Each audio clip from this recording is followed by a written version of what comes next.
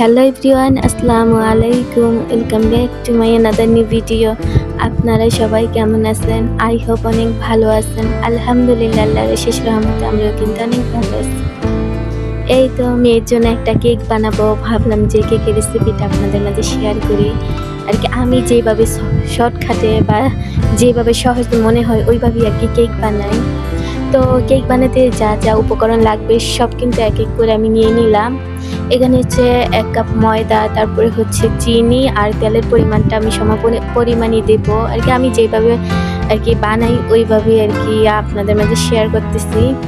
তো এখানে হচ্ছে আমি চিনিটা আর কি মেপে নিলাম, আর যে কাপটা দিয়ে চিনি মাপছি ওই কাপ দিয়ে আর কি হচ্ছে আমি তেলটাকেও মেপে নেব। তো আর কেক বানাতে আর কি যা যা উপকরণ প্রয়োজন, এখানে আমি 1 কাপ ময়দা আর হচ্ছে তেল, চিনি, বেকিং সোডা আর বেকিং পাউডার আর হচ্ছে গুঁড়া দুধ, এগুলো সবই আমি নিয়ে নিছি। তো এখন হচ্ছে আমি যেই কাপটা দিয়ে তেল দিছি ওই কাপই হচ্ছে চিনি মেপে দিয়ে দিলাম, দিয়ে হচ্ছে বিট করে নিতেছিলাম।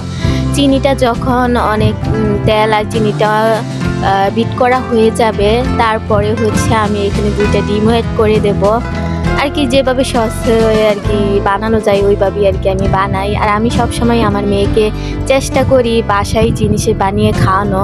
দেখা যায় যে বাজারের জিনিসগুলো এত কেমিক্যাল দেওয়া হয় যে ওরা ওগুলো খেলে পরবর্তীতে অসুস্থ হয়ে যায়।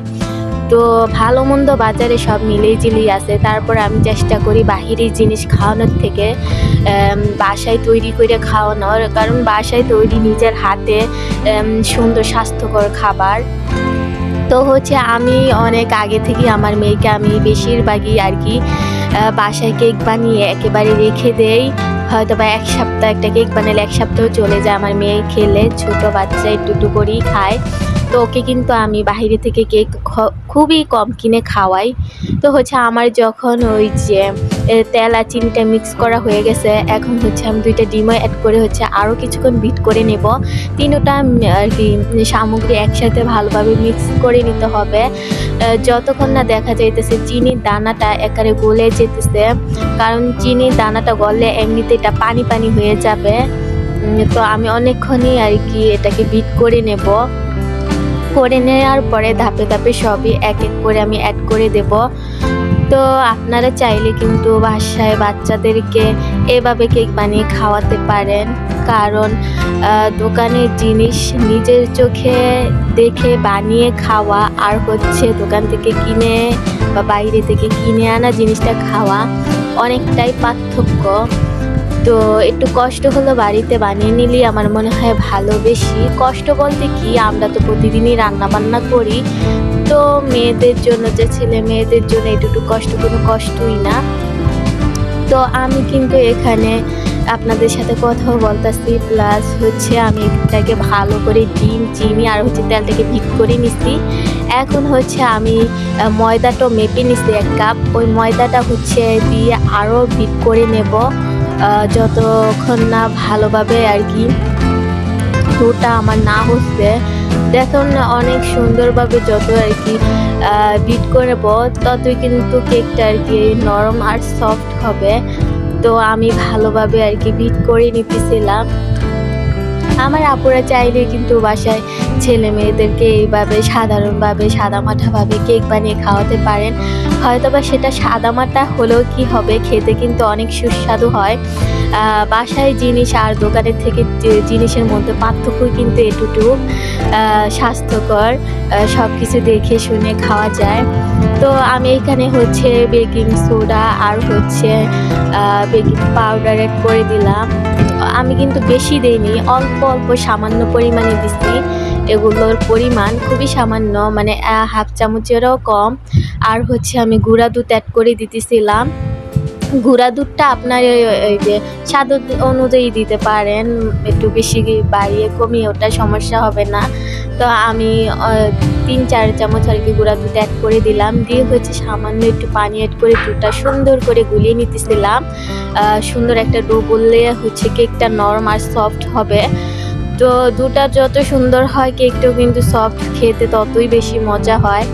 তো ডোটা হচ্ছে আমি ভালো করে মিক্স করে নিতেছিলাম, অনেকক্ষণই আর কি মিক্স করে নিচ্ছি, প্রায় 10 মিনিটের মতো এভাবে মিক্স করে নিচ্ছি। নেওয়ার পরে হচ্ছে আমি কিন্তু অফ ক্যামেরায় যেই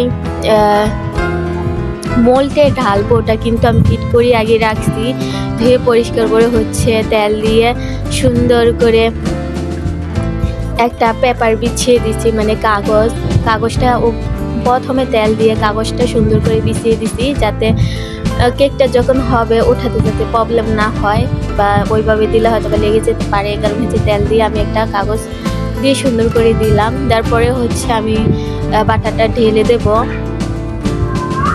আর আমি এই বাটারের উপরে হচ্ছে কয়েকটা ড্রাই ফ্রুট মানে কিশমিশ অ্যাড করে দেবো আর কি, একটু সৌন্দর্য দেখানোর জন্য। কারণ যেই জিনিস দেখতে সুন্দর খেতে কিন্তু তার তো বেশি ভালো লাগে, বা দেখতে যে জিনিস সুন্দর খেতেও কিন্তু ওই জিনিস বেশি ভালো লাগে বা খেতে ইচ্ছে হয়। আর বাচ্চাদের জিনিসটি তো একটু ডেকোরেশন বা সুন্দর দেখলে তাদের খাওয়ার আগ্রহ কিন্তু আরও দ্বিগুণ বেড়ে যাবে। তো এই কারণে হচ্ছে যেহেতু কিশমিশ ছিল, তো উপরে আমি কয়েকটা কিশমিশ অ্যাড করে দিলাম। আপনারা চাইলে বাদামও অ্যাড করতে পারতেন, সমস্যা হতো না। তো হচ্ছে দিয়ে আমি চুলার মধ্যে একটা হাঁড়ি বসিয়ে দিলাম, এটার উপর হচ্ছে একটা স্ট্যান্ড দিয়ে আমি এখানে বসিয়ে দেব মোলটা। তো আমি উপরে আরেকটা ঢাকনা দিয়েও ঢেকে দেব, যাতে ভাপটা একেবারেই না বসে বা না বের হয়। আর ভাপটা যত লাগবে কেকটা কিন্তু তত তাড়াতাড়ি হয়ে যাবে। তো আমি হচ্ছে চুলার জালটা মিডিয়ামে রেখে প্রায় 40 মিনিটের মতো এটাকে কুক করে নেব। 40 কি 30 মিনিটের মতো কুক করলেই হয়ে যাবে কেক বানানো। এমনিতে কিন্তু খুবই সহজ। আর আমি 40 মিনিট পরে আইসা আর কি দেখতেছিলাম এর ফাঁক দিয়ে আমার গোসল করা, খাওয়া দাওয়া সব কিছু কমপ্লিট। তো হচ্ছে আমি এখন দেখতেছিলাম আদৌ কেকটা কতটুকু হয়েছে।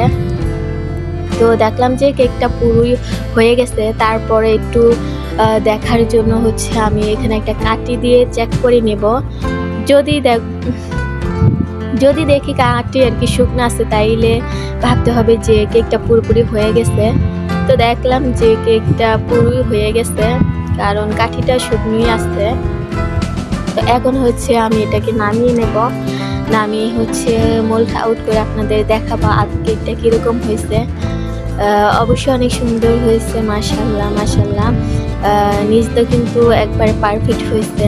তো এটাকে হচ্ছে আমি ঠান্ডা করে কেটে রেখে দেব, আর ঠান্ডা করে কেক খেতে কিন্তু বেশি ভালো লাগে। তো হচ্ছে আমি এখানে এটাকে কেটে নেব সুন্দর করে কেকটা।